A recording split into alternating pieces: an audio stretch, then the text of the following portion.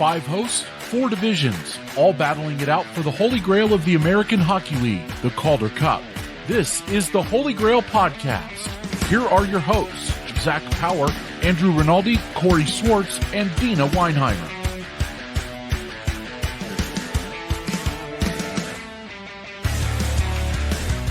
Well, howdy there, and welcome to episode 61 of Field Pass Hockey's American Hockey League podcast, the Holy GrAHL. That's GRAHL. And we're here to give you the latest on all of the goings-on in the last week of AHL hockey. So we'll kick it off with our introductory question, which was, if you guys could bring back one defunct AHL franchise, which would you pick? Andrew Rinaldi over here on the Chicago Wolves and Grand Rapids Griffins beats. And, you know, I have a soft spot in my heart for the Houston Aeros. Houston was historically a big market of, maybe not NHL hockey, but you think about back in the WHA days, Gordie Howe played in Houston. And I love the Aeros aesthetic, the Iowa Wild, it's really just a copy and paste of Minnesota up there. Houston really kind of had their own identity and a great fan base, and I feel like there's been a hole in the league ever since they left. I would love to see the Aeros come back, and I know Deana would agree with me on that one. Yeah, and I'm Zack Power, covering the Toronto Marlies here with Field Pass Hockey, and for me, I would typically say the St. John's Ice Caps. And Andrew, I do remember many, many devoted fans who would make the trip down to Newfoundland, or you'd see them in the rinks. These were a devoted fan base. But for me, it's got to be the Binghamton Devils, right? Just on the fact that we can't go around calling the team bingo anymore. That's first, right? Second, these guys kind of got the bad end of the stick on their way out, right? The whole COVID-19 thing kind of hurt them a little bit, and they weren't able to get that proper goodbye. They were playing in New Jersey. It just really wasn't the same, right? They were playing in a practice arena, for God's sakes. So, you know what? Let's get Binghamton back a franchise. They've had a long history of having AHL hockey in that town. Yeah, and I'm Corey Swartz, to reiterate that point there a little bit, for covering the Hershey Bears. And I was kind of digging around on this one a little bit. I'd kind of have to go between the Albany River Rats as one of the more recent ones, just because, any team, I feel like the days of creative AHL names are kind of by the wayside a little bit, and maybe kind of died with the River Rats a little bit. They moved, they changed names, I think, at the time, and eventually moved. They moved, I believe, to become the Charlotte Checkers as we know them today. But, they ended up, switching affiliates and just became the Albany Devils. That's just boring. I kind of find teams that ends up being the same name as their NHL affiliate, it's just a little bit basic. I don't know what it is. River Rat, it's weird, but it's cool. It's different. It's unique. It stands out in your mind, and it stood out to my mind all these years. One honorable mention I do have from, many years gone by is the Baltimore Skipjacks, which is a very old school team, about predates even me, I think, honestly. But to my knowledge, just from what I, have been told and what I've, learned history-wise, that them and the Bears used to be just huge rivals because of the proximity. And it's kind of odd because you don't really think that, the Bears have so many other interstate rivals there. It'd be fun to see another local team, to kind of tangle with in the Atlantic Division there. So those would be my two picks. Find better minor league hockey names than Skipjacks or River Rats. Yeah, it's true. You can't really beat those kinds of names. And speaking of things you can't beat, we have all of your breaking news, news recap. I guess we don't have any breaking news this week. We have our weekly news recap to go over, and I believe, Andrew, you're going to get us started. Yeah, absolutely. We're here in April now, and that means that we have some players to recognize for their great month of March. Johnny Brodzinski is a guy that we talked about a lot on this pod over in there in the Hartford Wolfpack. He gets the nod for player of the month with 11 goals and 9 assists in 11 games. A goal a game, it's hard not to give a nod to a guy like that. So, the Wolfpack have really been pushing for rebirth in the playoffs there over in the Atlantic, and Captain Brodzinski's leading the way, and well earned to him. And also capturing the spot for the rookies was Coachella's Ty Cartier. who registered 11 goals and 6 assists through 15 games played. And great stat there by Patrick Williams showing us Cartier's first 18 games played, just 1 goal, 4 assists, kind of getting adjusted to the league. And I mean, a loaded Coachella squad. It's, kind of hard to break in there. But man, the next 48 games played, 25 goals and 24 assists for 49 points. I mean, this guy's really found his rhythm, high-powered offense, really helping him out, great coaching staff. It's kind of pretty much where, perfect situation for a young player like him, and he's really been proving himself over there on the West Coast. So congratulations to both of those players. But I think, Corey, you got a little bit of information on our goalie of the month. Yeah, our goalie of the month was Joel Hofer. We talked about him a couple of times here on the show. He had a 5-1-0 record to get that nomination for goaltender of the month, coming off of a stint in the NHL of all things too. He had a 1.47 goals against average and a .947 save percentage, and with 2 shutouts in that span. We're factoring out the school day game that took place earlier today that precedes our recording here just a little bit, because the Bridgeport Islanders were able to get a couple of goals in that game, as I do recall seeing. So we're factoring out that one for this nomination here, but another achievement for Joel Hofer to go for this season. Congratulations to all. Players who don't make Providence will be playing in Maine for at least the next 2 years, as the Bruins announced that they've extended their partnership with the Mariners of the ECHL, and that deal runs until 2025-26. And I'm sure that this is merely just the start of many affiliation changes or affiliation announcements that are set to come with both the NHL, AHL, and AHL, ECHL. Keeping in Boston as well, the Boston Bruins and the Providence Bruins have both combined for 100 regular season wins for the 2022-23 season, which is quite a feat. That is the highest total in the 30-plus years of their affiliation that they announced earlier this week. Also, speaking of some good news, coming out of the North Division, the Toronto Marlies have become the first team in the AHL to clinch their division. Their season record so far is 41-21-5, and that win of the division came on the heels of a tough loss to Belleville. Yeah, and looking over at the Atlantic, we have a couple of noteworthy things to go over. Lehigh Valley Phantoms defenseman Emil Andre scored his first American Hockey League goal in just his 4th game since joining the Phantoms on I believe it would be an amateur tryout. He's signed a entry-level contract with the Philadelphia Flyers and is playing the remainder of this season on a tryout before that contract kicks in next season for 3 years. So you'll get used to seeing him for a good number of years, provided he sticks there for the good little while there. He is a 2nd-round choice of the Flyers back in 2020.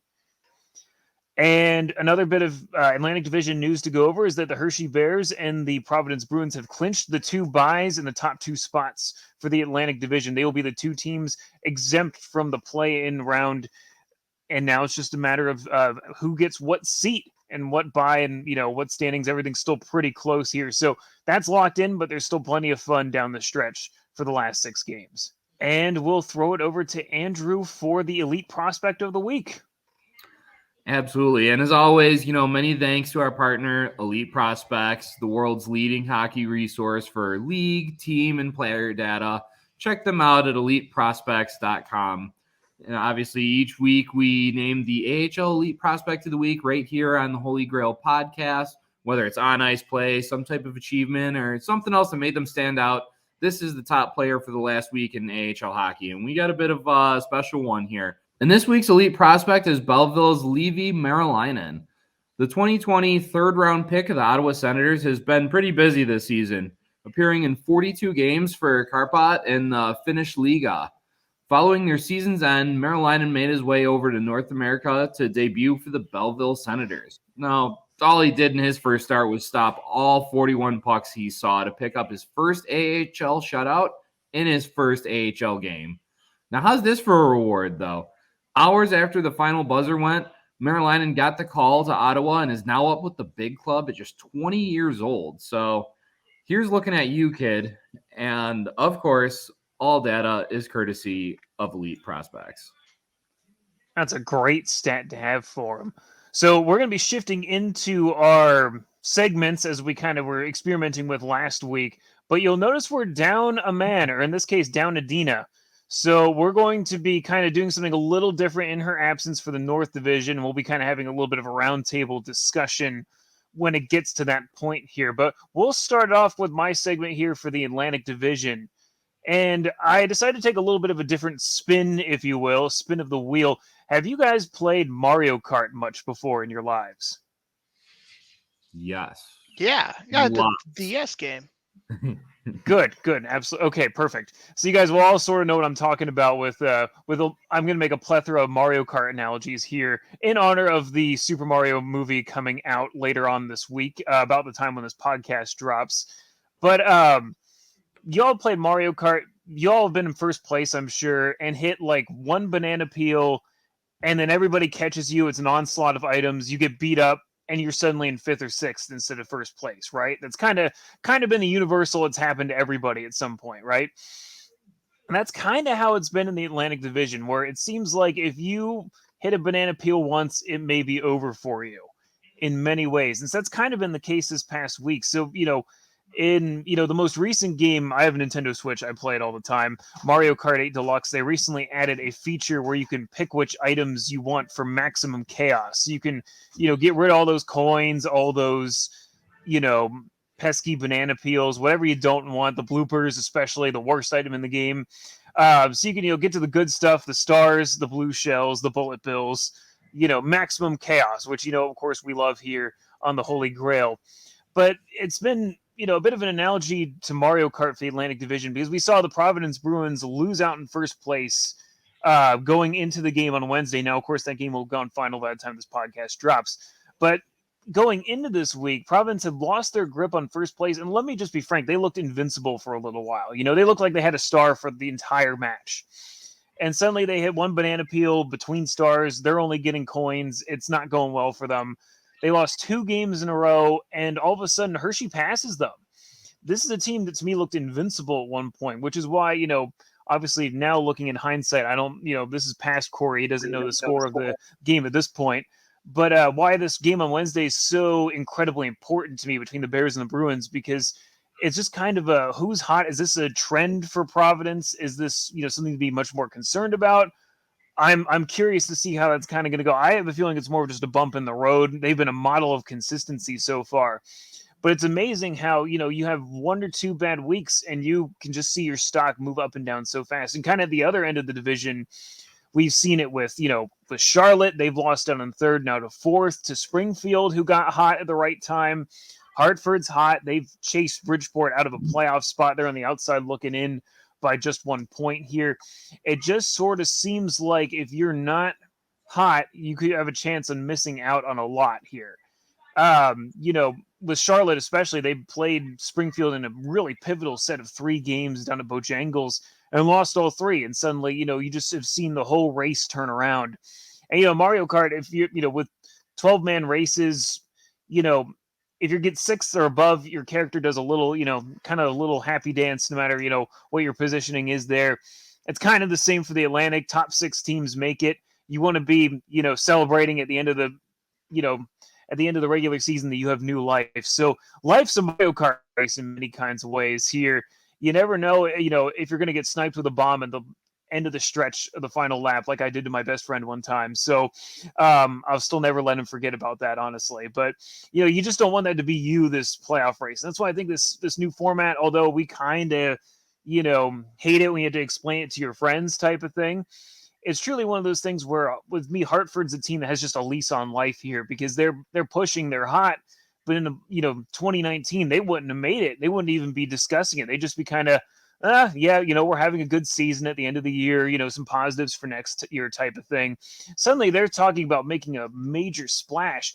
And some of that's kind of, perfect for the format, because the New York Rangers are unable to call up anybody unless it's under emergency conditions as a result of their salary cap moves at the trade deadline.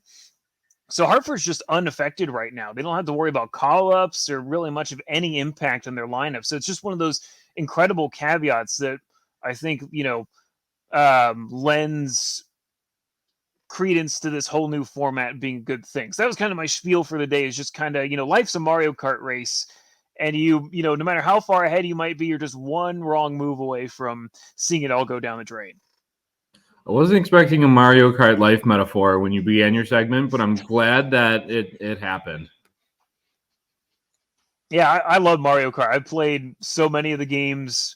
Zach said the DS one. That's probably my favorite one, honestly. But, I've been playing Mario Kart 8 Deluxe. I have a note in here that they haven't really made a new Mario Kart since 2014. So I desperately be loving something new, to be honest. But, I'll keep playing my life away on it, honestly. So with that said, though, we'll shift to another bit of unpredictable segments of life here. And that's going to be our North Division Roundtable. And if I'm not mistaken, I think, Andrew, you're going to tee us off. Is Andrew or Zach you're going to tee us off? I'll tee it off. I'll right, take excellent. the reins. How about Go that? ahead. And you know what? In Deana's honor, we'll play her graphic as well, because there's still lots of teams on the bubble, and I'm sure we'll talk about that in just a moment. But for a little bit of context, I think we should go over the standings 1 through 7. The Toronto Marlies, as we mentioned, have clinched the division. They're still at that top spot right now. And then as you kind of go down the list a little bit, things are still kind of looking a little solidified at the top. So Syracuse does have that second place spot thanks to 3 straight wins, points in 3 of their past 4 games. Utica is also doing well. They have a 32 and 25 and 10 record. That's good for 3rd place on the season. Rochester also in a good playoff position as of right now. Rochester has been a team that you can't really mess with right now. Points in their last 7 straight games. Their last 10 games is 6-1, 1-2, but still pretty good nonetheless. Laval is down there near towards the bottom, but they've been doing good as well. Number 6 is Belleville, and number 7 is Cleveland. I don't know if you guys want to chime in at all, but looking at the standings, it's pretty unique in a lot of ways, whether it be the top or the bottom. Yeah, I mean the big one for me has been Laval with those 4 straight wins, and kind of this late into the season getting 3 points of separation from the 2 teams beneath you. That's huge, and they've been very much kind of teetering between playoff, I don't want to say shoe in, but hopeful versus like outside looking in, and just very much not kind of what they were last year, where they were pretty solidly up at the top of the standings and a game away from making the Calder Cup finals.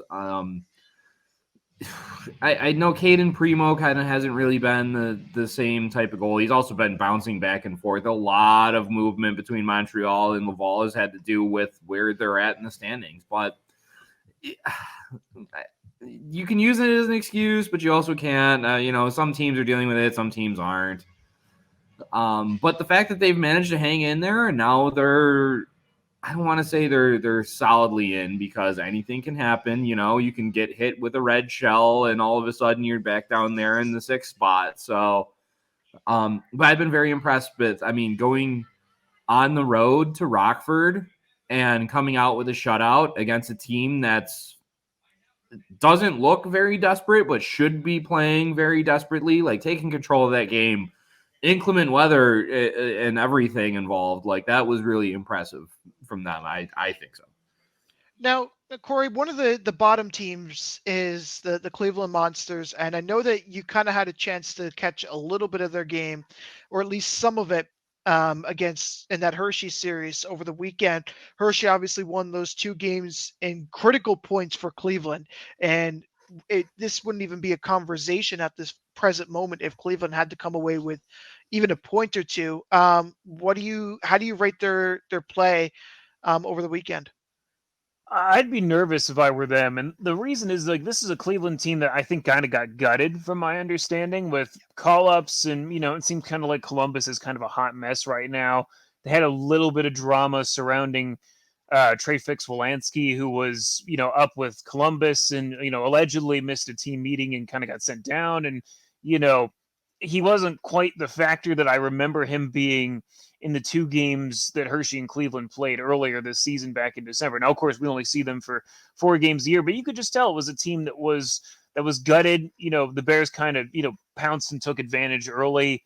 And, they kind of had the luxury of, just kind of draining the clock. And, you could kind of tell on Sunday they were kind of anxious to see the hockey rink turn to a basketball court for the Cavaliers to play before all was said and done. And, truly to keep capitalizing on those Mario Kart analogies. I don't know if you guys have ever seen this one famous clip from Mario Kart Wii, I believe it was, where they call it getting Mario Karted, where there's someone's playing as Daisy. She's on this rope bridge right at the finish line and gets absolutely just hammered. Beat up, pushed off the stage, drops in, gets pushed back off the stage. Red shell, blue shell, or I think it was a blue shell that started it. Green shell. Everything in the book hit this poor player on the way, just in view of the finish line.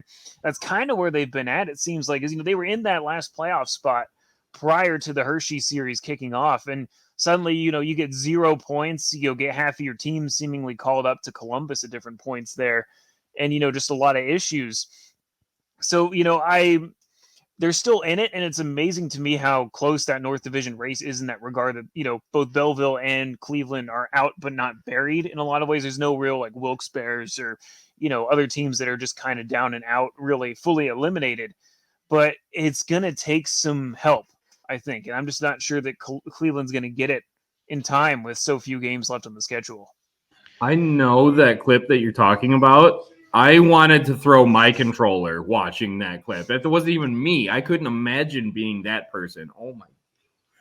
One of the teams, it's very much a wild card, but like, we talk about Laval, we talk about Cleveland, and then there's Belleville kind of in there. And they're in a tough situation where they're tied with Cleveland in points, but they have 2 less games remaining, and they just had their one all-star, their best player in Igor Sokolov called up, along with the aforementioned Meriläinen. And I mean, if you're hinging your hopes on a 20-year-old goaltender, you're probably fighting one uphill anyway there. But I mean, anyone see any hope for the baby Sens here? Well, I mentioned it last week. I do think that there's a certain level of hope, but I think that it's important to remember that a lot of their games that they have left are against the Marlies, right? And it depends on what kind of Marlies team you're going to get, right? These guys, the Marlies right now are a team that can beat Belleville if they have all the pieces in check, right?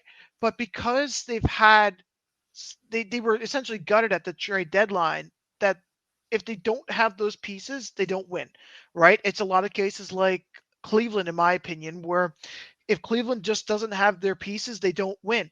And so when I kind of look at their first game over the weekend against Toronto didn't really have all of the pieces, I want to say. They did get a couple in between in that season series when the series shifted back to Toronto. And I think that you've seen a pretty solid game from that team that's there, right? Because that you kind of have those pieces in play. But I don't know. They have to find a way to beat Toronto, and that's the only way. Like, you look at their past 10 games, and it's not pretty. 3-3, 2-2. It's not going to happen. And I think you mentioned it before. We have a little group chat of all of us, and you mentioned that there's 9 different goalies that have suited up for them in the past over the season. Right. And I think about even in more recent time, they've had a number of ECHL goalies. They've had to take loans from teams in order to get that. That's not a playoff. That doesn't scream a playoff team to me when you have to go find goaltenders from God knows where in order to fill a roster. Right. You think about some of the top teams that have made it far in the AHL, NHL, ECHL, you name it. They have that goaltender that they can rely on. And I don't think Belleville can turn around, their defenseman can turn around and say, this guy, number 30, he's got my back. I don't think that they have that right now. And until the Senators are, the Ottawa Senators at least, are willing to give them some of that help, or the injury bug kind of goes away, I don't see it. I don't see it. And even if they do, they're going to get roundhouse kicked in the first round, even if they make it. But they got to beat Toronto. And speaking of those Marlies, man, I mean, I don't know about you guys, but I see a lot of last year's Utica team that just pounded house early on and has really kind of coasted in the second half of the year. Now, Zach, you touched on it. When you have a parent club that's trying to win the cup this season, a lot of those guys are going to get shipped out. I know that the Marlies moved a lot of big pieces at the trade deadline, and how do you feel about this team as they're heading into the postseason? I mean, I know they're clinched, but do you really feel confident about how their shakeup is? I don't think any Toronto Marlies fan feels confident right now, and I can go on a limb and say that right now, because I think it was about a week ago, maybe 2 weeks ago at this point. They played a game, and it was against the Checkers, and they're out of their top 10 in points production, 7 of them were not on that roster for that game. Right? And you can call it whatever you want, but they're still without a lot of those players, right? Zahorn is out. He's up in Toronto having the time of his life, right? Whether or not they send him back, different story. Adam Gaudette no longer on the roster. Nick Abraziz, it doesn't look like he's coming back. Abramov, you look at Marshall Rafai, these Dryden Hunt, these kind of players that the Marlies kind of look to, even Bobby McMahon or Joey Anderson, they look to these guys and they're no longer there. And so, they got to be able to have some of their pieces if they want to do anything in the playoffs. And I'm looking at Logan Shaw. I'm looking at Alex Steves. I'm looking at Joseph Wool. Wool is the big piece. And no pun intended, he is the thread, the twine that's going to bring this all together, right? There's a reason why they call him the brick wall in Toronto, right? For that exact reason, and they need that. But the problem is I think that there's a couple players in Toronto, the big club, that are made of glass at the moment. That is kind of unfortunate when that happens, because now the Marlies are left with nothing. Right now, the roster is actually not comparably bad, but they gotta find a way to keep the players that they have so they can make a run. It's going to be tough. It will be a tough, and whatever series and whoever they go against will be it'll go the distance for sure.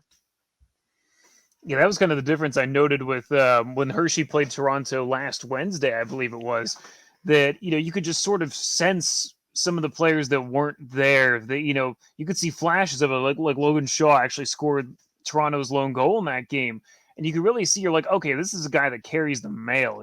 Like he does a great job. But when you have no support on your team, and you can sense gaping holes. As I could, having seen Toronto twice, as the second time I've, been able to watch a Marlies game, you could really just sense that loss. And so, they're sitting pretty, they don't have anything to worry about really until they play their first playoff game in the second round. But until then, you're just sort of, the concern level has to be there for sure. And that's an important point you brought up there as well. So if the playoffs started today, the first round, as they say, I call it the play-in round. You can call it what you like. It's going to be Rochester and Laval going against each other, right? The winner of that will go on to play the Marlies. You know what? If it's that shaky last spot, Laval, you might have a chance. Like, Montreal loves to just gut that team as well. So who knows? Rochester, they don't really have those young guys that they had last year. They've been kind of coasting along a little bit this year. And then the other second round series, besides the Marlies and whoever series, would be Syracuse and Utica. But going back to Logan Shaw is pretty well having a career year in Toronto, and he's going to have to be, like you said, the one to carry the mail into the postseason. Yeah. So do you guys have anything else on the North Division that we missed, or do we think we have it pretty well covered here? I think we covered pretty much. The one team that I feel like Rochester's always been an enigma to me, right? Like last year they kind of snuck in, but they surprised Utica and made it really interesting against Laval. And this year, I think I'm really looking at Yuri Kulich. They just 18 years old, but man, this kid has really been impressive. And I know he's exciting a lot of fans up there in Buffalo with what he can do. And he's been just a nice, right. They lose, your Peterka and your Quinn and your Krebs, all that. And yet they still just it's just Buffalo's ability to pick okay, we got another, talented young forward here that we're going to bring over from Europe. And he's just going to, not really miss a beat and just get the bus driving along. It's impressive. And I don't think that they can, take over maybe Syracuse or Toronto in a series, but I think they can make it interesting for sure. Because if they have that similar kind of identity last year where it's like, okay, we're the underdogs and we're just going to go out and play it. And they did really well with it.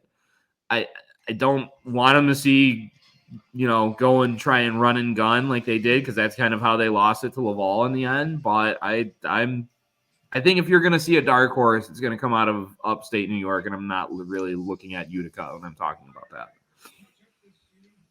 But other than that, if you guys are all good, I want to just get going on Party Central.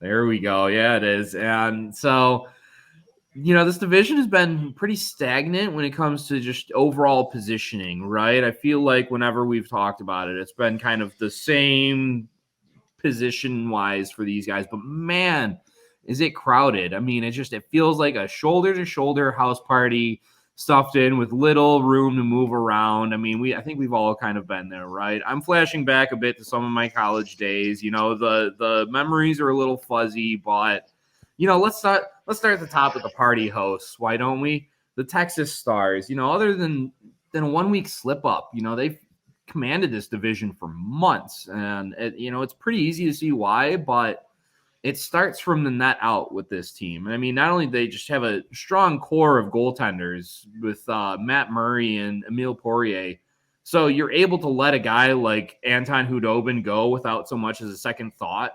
But they have an excellent blue line to really back them up. I had a conversation with Grand Rapids head coach Ben Simon. It was just like, what makes this team so good to you? What can you try and emulate from what do they do well? And okay, maybe we can try and do the same thing, right?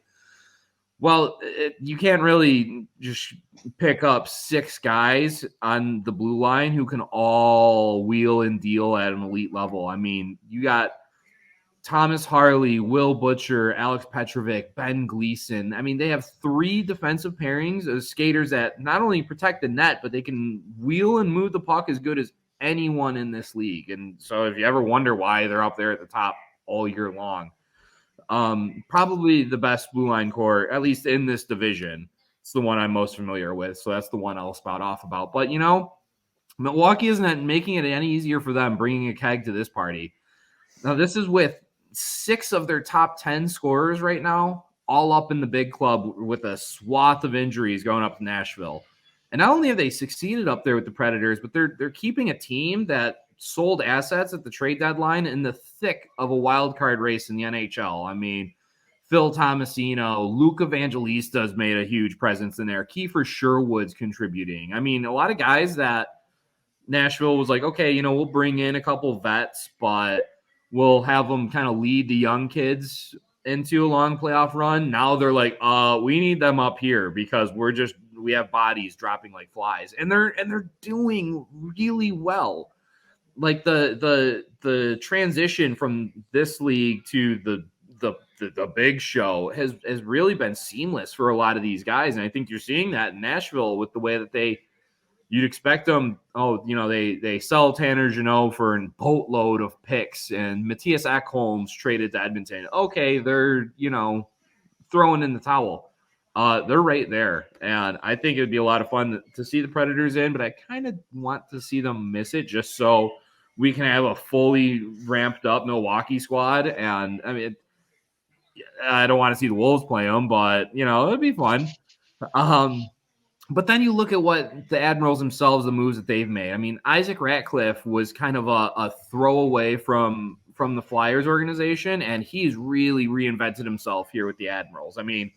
With all those empty spots in the lineup, someone's got to step up, and he's been huge. He had a 4-point night against the Griffins the other night, and just really kind of showing that sometimes all you need is a breath of fresh air. And, of course, you have Yaro Askarov doing Yaro Askarov things. I mean, what more can we say about him that hasn't already been said? But, right, as I mentioned earlier, if the Predators do end up missing the playoffs, you have all of those guys coming back, and you have a team that's already been scratching and clawing away at the Texas Stars, now a real legitimate threat to come out of that division. But, while this recent losing streak is putting a bit of a damper on Manitoba's party, I mean, I don't think it should really distract from the potential of the Moose. And if you're looking for a party trick, look no further than in Manitoba. 3 of their top 6 scorers this year are defensemen. Ville Heinola, Declan Chisholm, and Leon Gavanka. And even crazier is that I've seen all 3 of them on a power play unit. Now, we've seen a lot of, I think the norm at this point now is 4 forwards, 1 defenseman. I don't know about you guys. I've never seen a 3 defenseman power play unit, and it works. I've seen them score several times. It's a party trick, but the Moose are pulling out all the stops here, and I mean, they remain in the hunt to maybe snatch up that number 2 spot if Milwaukee decides that they want to falter. But as you're moving out through the house party, you see another crowd walking in, and they have this rough exterior of a past reputation that they just can't seem to shake, but they have a heart of gold, and it's the Iowa Wild.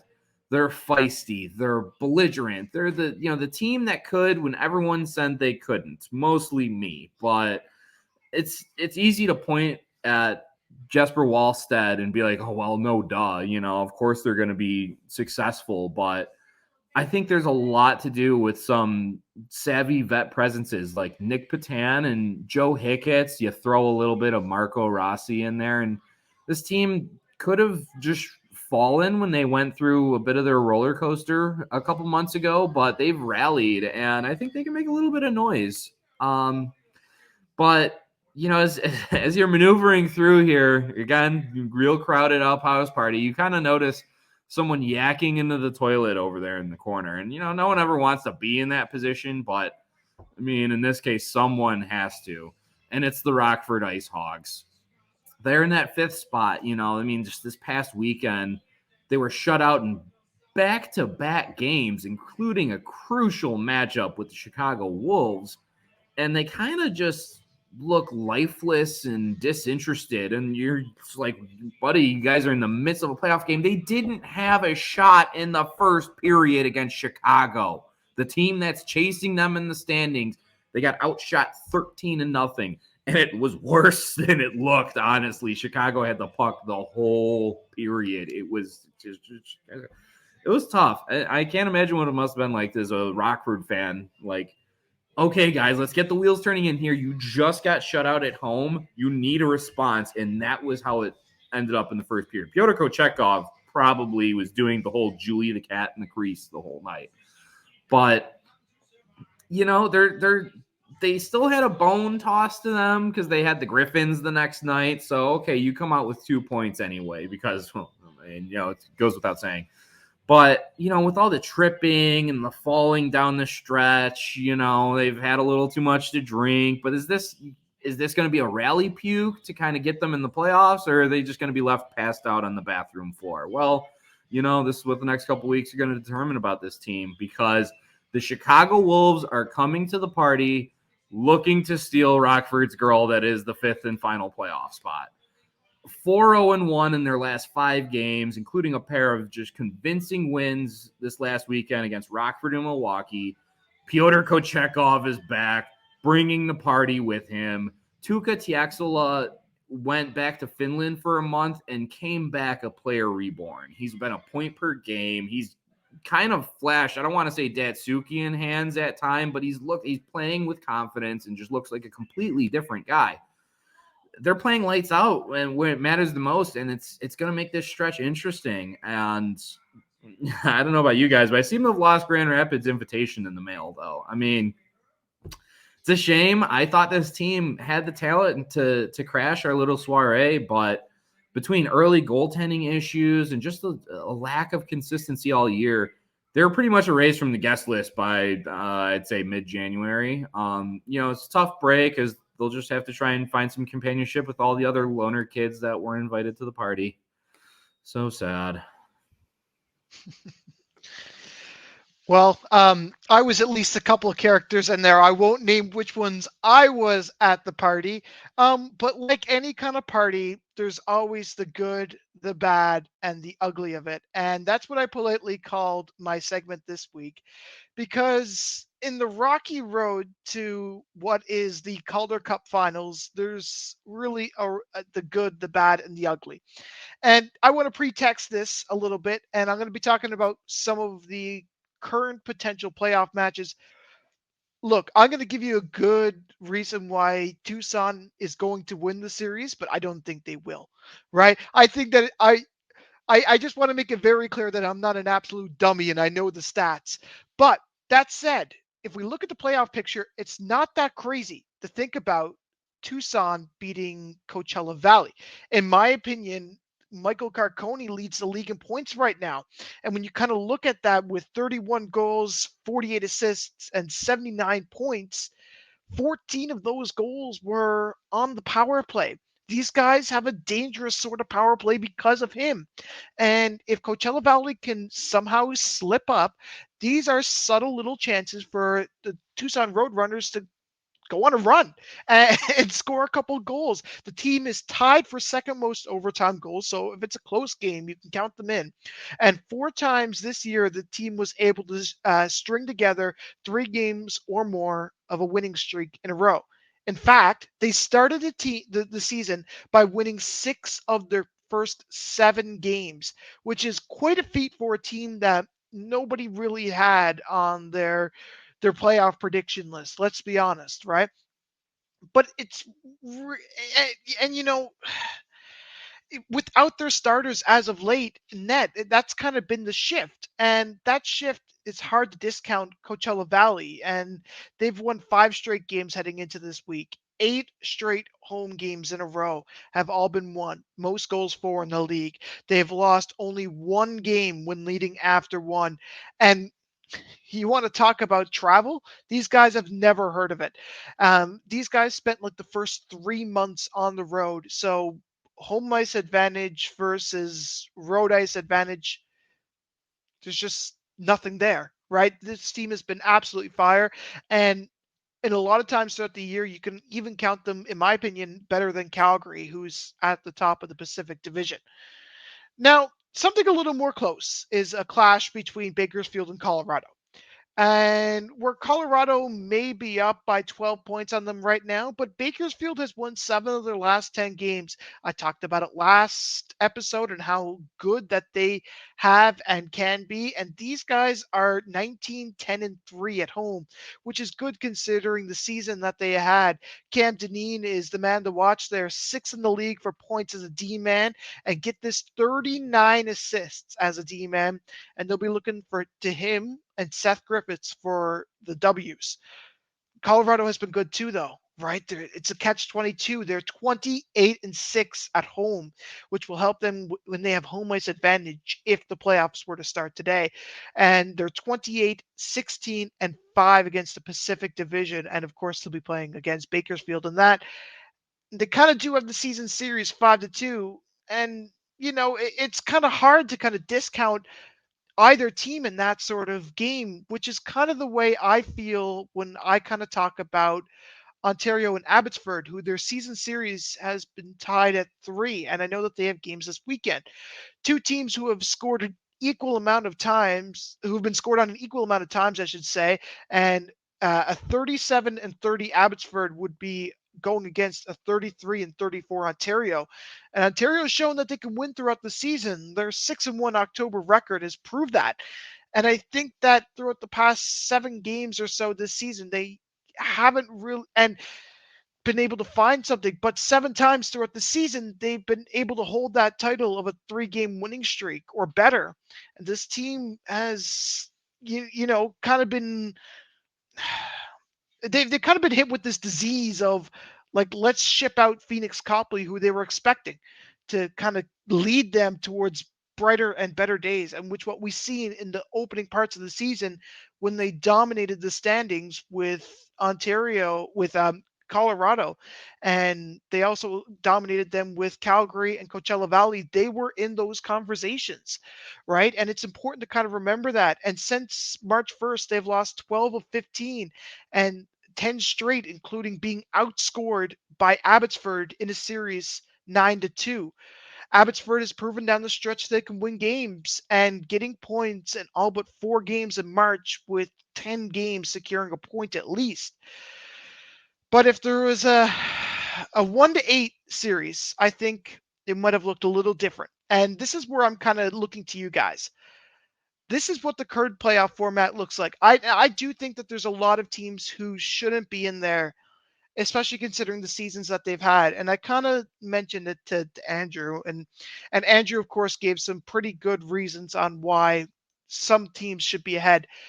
But Chicago is actually doing better right now in the standings in the West than Tucson, right? I think that there's a lot to be said there in a season where we were so quick to harp on Chicago, right? And I get that they've had a great past little while and they're making some great headway towards a playoff spot. But Tucson has no troubles whatsoever. And I guess that's the division it is. But they don't have to even think about losing that playoff spot right now because the teams below them are, let's just say, god awful. Henderson, San Jose, and San Diego. I don't want to rip on any more of those three. I'm like a broken record here, folks. I don't know what else to say. But I want to get your opinions on this. I've crafted up this. This is if the playoffs were to start today, 1 through 8. We'll start in the Eastern Conference. These teams, to me, look like teams that deserve to be in a playoff picture, right? I don't know about you. I know Lehigh Valley's had some struggles, but they're kind of rebounding a little bit, right? I mean, I don't know. Thoughts? Well, this is why I love the NHL series of games, is because you get something that's a little more like this. Now, I think that they stayed pretty faithful to divisions and then kind of like the old, but I'm talking like rolling the clock back to like NHL 14. It would look something like this, where yeah, a team that normally you wouldn't even like, Syracuse and Providence haven't seen each other, but they would be seeing each other in a first round playoff series. I mean, you know, throwing out all the realism of the logistics and why the AHL doesn't do anything like this. I mean, this is Hershey and Utica, number 1 and number 8. Like, that's where Hershey might get a couple bones tossed to it with the current scenario. This is a dogfight right out of the gate. And I'll show you the Western side as well, and then I'll let Corey jump in. And again, there's some real dogfights here, and I get, especially in the West, there's a lot of travel logistics. Calgary and Iowa, and I mean, Abbotsford in Texas. I don't think you can get much further away than those two teams. But in the hypothetical what-if kind of days, I think, you know, personally, maybe the AHL can chip in a couple of bucks and get these guys a Delta Airlines flight. Come on. Someone's got to have the frequent flyer miles built up after all this time, right? Yeah, and it's just the challenge of, you know, that it seems like the AHL is trying to dodge that possibility. You know, like you look at the East, and there's not too many teams. I mean, Charlotte's kind of the exception just because they're kind of far away from everybody. Let's just be honest here a little bit. You know, it would lead to some, you know, fluky formatting with the way it is with the, you know, 5-game series to open the first round. If we're looking at this like a traditional, you know, everything's a best of 7. A lot of those in the West would be, you know, 2-3-2s. You know, the formatting would be, you know, it's a minimized travel, but it's doable. And I mean, you know, you look at like a thing like Hershey and Utica, that sounds That doesn't sound so bad. The distance isn't actually that bad in these particular cases, I don't think. Lehigh Valley, Toronto is a little bit distant, sure, but, other than that, I do like these matchups a little bit more than, kind of the play around, wait around and see, let some teams in. I do think there's a better case for the new format this year, at least in the Atlantic. I mean, I was talking about that a little bit earlier where, some of these teams might have the potential to do some upsets. But, if you're looking at a best on best format here, I do like these matchups. I think there's a lot of fun to be had here. Syracuse and Providence, that would be a dogfight. Lehigh Valley and Toronto, depending on which Toronto team we get type of thing, that's going to be a really good series, I think. And, we saw Springfield and Charlotte play 3 games, and all those games were crazy chaos. I think at least 2 of those went to overtime, and they were mostly, I don't remember all of them, but, they were high-scoring games at the very least. I think the only high-scoring one that was not a 1-goal game was 7-4 in the first game. So that's one that I would like to see as a 7-game playoff series. So I agree. I think there's a lot better matchups to be had here. But, the way it works out so far, there's still some potential there, but, not quite the same, I don't think. I'm still trying to push for the NHL to go back to this format. I much prefer this than the. I can understand the divisional playoffs and all that when travel is your concern and all those expenses. It's not the issue in the NHL, and I think they need to go back to the 1VA. But that's a different discussion for a different podcast. And again, too, right? Like I do understand that there's travel and logistics side of it too, but and again, I'm also the kind of guy who says we've seen all of these specific matchups over and over and over. It's the same with every kind of division. Is we've all seen those. So that first 2 rounds is just going to be like a repeat of what we've seen all season long. Corey, I know that you mentioned that Hershey's playing some teams like 14 times, right? At what point do you kind of get sick of that, right? I don't know. Maybe people like that, and maybe you like that. Sure. I don't know if I'd want to sit through and watch a team 14 times in the run of a season. Yeah, I can tell you from just from a lot of comment sections and things I've seen, most fans are not thrilled about seeing Lehigh Valley 14 times a year. It gets a little bit old, when you get in the grand scheme of it, you really just don't get away from those teams as often as you think that you do. You end up playing blocks of games, sure, sometimes, but, it would be nice to see more teams just a little bit. Obviously with Hershey, they do get to see every North Division foe, one time on the road, one time at home. There are some teams where it's, a little bit closer than you think it would be. You look at your teams like, I'm just trying to think of a good example, like Utica. It's not overly, it's a New York team. I always say, I act like it's not overly far away. It is. New York's a heck of a big state, honestly. But, there's some teams like that where proximity-wise, you could probably go there. You think of the old times like when Binghamton was there, or Albany. Those were technically out of, sometimes we're out of division opponents, depending on how they stacked it up. But it would be nice to see a little bit more, and they're capable of it, right? Like, we saw Hershey play Toronto.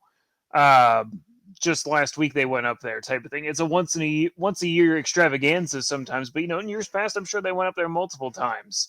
And it would just be nice to, if nothing else, have just slightly more variety. And, maybe I'm asking for too much with that one. Obviously, like Andrew said, it's a different argument with the NHL and some of their logistics for a different time and place and all that sort of stuff. But these matchups look really great on paper, and I'd love to see it. So I guess we'll pick up here and move along here to our Game of the Week segment. I believe will be up next for us here with our Game of the Week to watch out for all the divisions here. We're going to give you a lot of our recommendations here for it. I have one for Friday for you guys. And, obviously this goes just flying in the face of what we were just talking about here. But in terms of playoff picture, I don't think there's anyone that's more impactful in the Atlantic than Friday's matchup between the Hartford Wolfpack and the Bridgeport Islanders from XL Center. It's 2 teams that have been kind of on hot streaks of late. Hartford's won their last 4 games in a row. Like we were saying earlier, they benefit from not having much interference from the New York Rangers. Hartford kind of surged up there to take that last playoff spot. But now, Bridgeport won this afternoon, or, preceding this show, Hartford has one more game. I believe they play Toronto on Wednesday.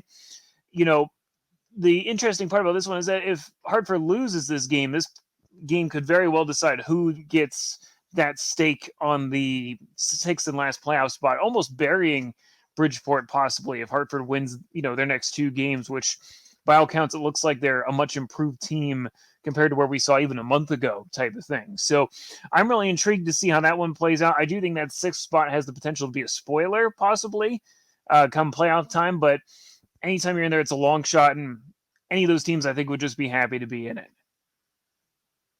And for me, I'm going to go with, this is a simple one from the Central Division.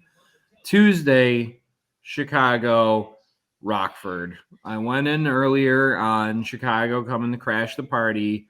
They have one game in hand on the Ice Hogs that is going to be played tomorrow for us recording now, yesterday for everyone listening.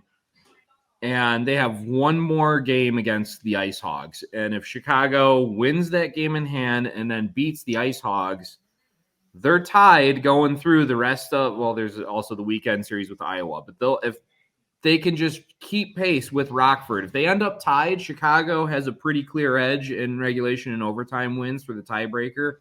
They'll end up sneaking in there. So this is like season on the line type stuff for both of these teams. It's as crucial must win as you can get there. It's going to be a huge playoff atmosphere, and the fans from Rockford better show up, because I believe that this Chicago team is going to be coming up running and gunning. I think you might see the best game from Pyotr Kochekov that he's had this season. I think I'm trying not to hound so much on Rockford, because they've obviously done a lot of good things to get to where they're at this point. Not looking great here, but I mean, at this point, it's one game. Show up for one game and get into the playoffs, and then once you're in the playoffs, anything can happen. For sure. And I do want to make one quick note as well. Cleveland and Laval are facing each other on Friday. I'm sure that would be Deana's pick of the week, as both those teams are on the bubble right now. But for me, it's got to be Colorado and San Jose. Look, San Jose is a team that's about 5 points out right now of a playoff spot. The chances of them kind of making that spot are kind of impossible at this point. Like, there's just not enough ground that they can kind of catch up with. But you got to look at Colorado, who's won points in their last 4 straight games. San Jose, it'd be nice to kind of go out with a couple of wins. This might be the team to do it. Colorado, now's the time to kind of get ready for the playoffs, and this is the team to do it against.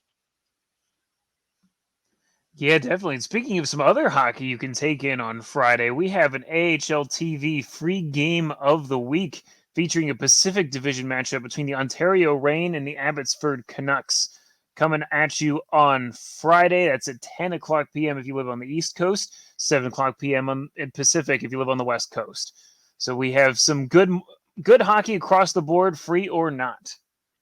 Yeah, we also have some free hockey on our Field Pass hockey app as we take some live action to the Atlantic Division, where 2 foes are set to take off between the Checkers and the Phantoms on Friday. Sure, it's not an ideal start time at 7:05, but you can come back on Saturday and listen at 7 o'clock like a normal person when they take on Hershey, which is surely going to be an interesting series this week. Again, 2 powerhouses are going to be taking on each other, and that game will be from Pennsylvania. And you could download that and listen to it on the Google Play Store or the Apple App Store. Zach, I hate to make that even worse for you, but in Lehigh Valley, I can tell you from being in a number of their games this year, 7:05 is the listed start time. Puck drop won't be till 7:15. This is what I don't get. You know what? I'm moving this show. I'm taking the liberty and moving this show along. Corey, you're up for the bonus round. I don't want to get started on that again. All right. Well, I have 3 questions for you guys. Whoever takes the majority, two out of 3 in this one, if we even need it. Last week we didn't even need 3. But I have some light Hershey Bears trivia for you guys.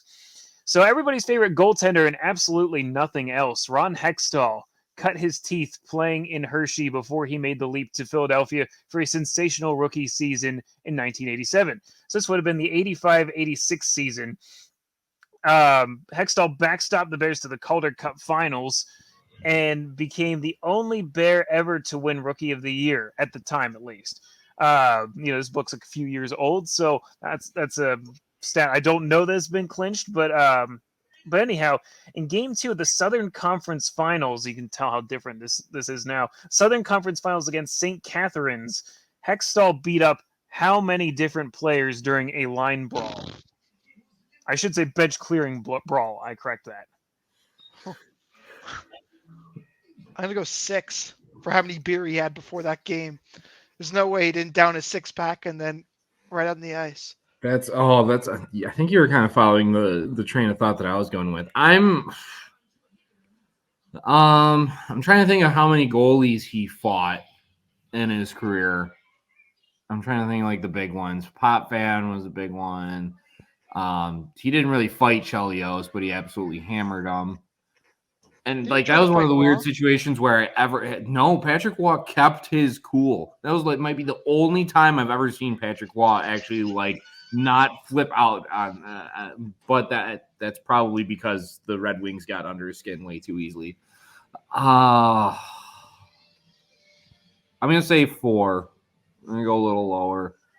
Andrew is the closest. He beat up 3 different Saints players during a bench clearing brawl, which is still impressive in his own right, considering the next season in Philadelphia, he'd be one of the only guys held back from having that. Believe it or not, as a fun fact, there was that big brawl at the end of warmups between the Flyers and the Montreal Canadiens in 1987. Hextall was one of the only players who was not on the ice for that, because his coach kept him in the locker room. He promised he'd be good, but his coach wasn't buying it. So my second question, so we'll give that one to Andrew on Price is Right rules. But my second question for you guys is, there are at least 5 players I can think of right now who are playing in the NHL that were on the Hershey Bears 2016-17 squad that many believe could have won the Calder Cup had Phoenix Copley not been injured in net for them. Actually, the more I think about it, there's more than that. But anyhow, we're going to take off Nathan Walker because that's the easy one that you guys would be able to guess. But name one player from that lineup that is playing in the NHL right now. Dmitry Orlov. He is a former Bear, but not from that season. Ooh. Orlov had well since graduated that. Jacob Vrana? Jacob Vrana, that's one. He's playing for St. Louis right now. Yeah. Don't remind me.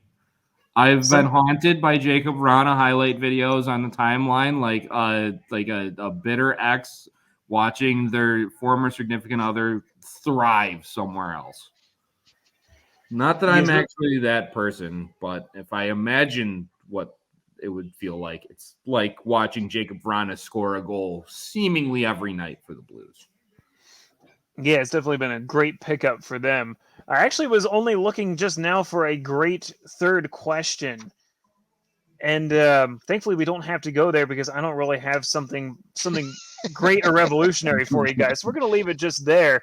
I guess actually the third question I did have in mind, now it's coming back to me, is that we'll just ask it for the sake of it, Andrew already won this one, but in 1997, the Hershey Bears and the Philadelphia Phantoms played a lengthy 7-game series that went, to ends each game and beyond. In Game 6, the Bears staged an epic comeback. How many overtimes did it take for the Bears to win that game? And bonus points if you can name the guy who scored the overtime goal.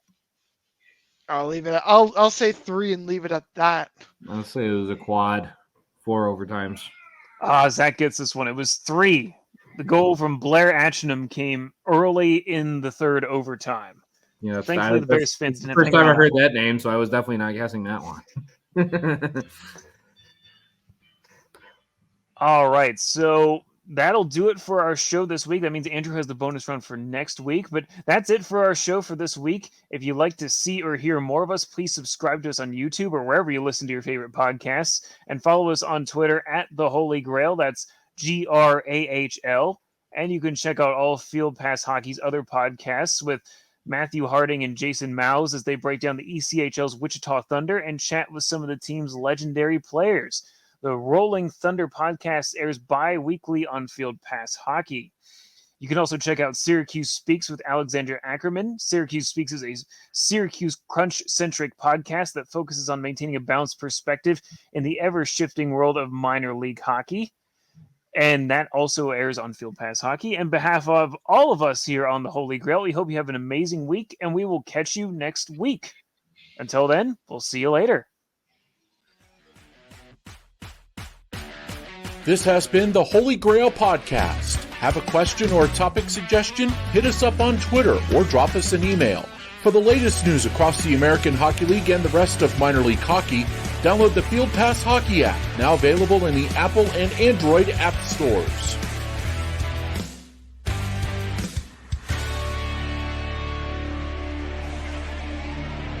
That's locked in, but there's still plenty of fun down the stretch for the last 6 games. Absolutely. There's always all right, and here we go with the league prospect of the week. Yeah, let's all right, I'll put that Yeah, one. sorry.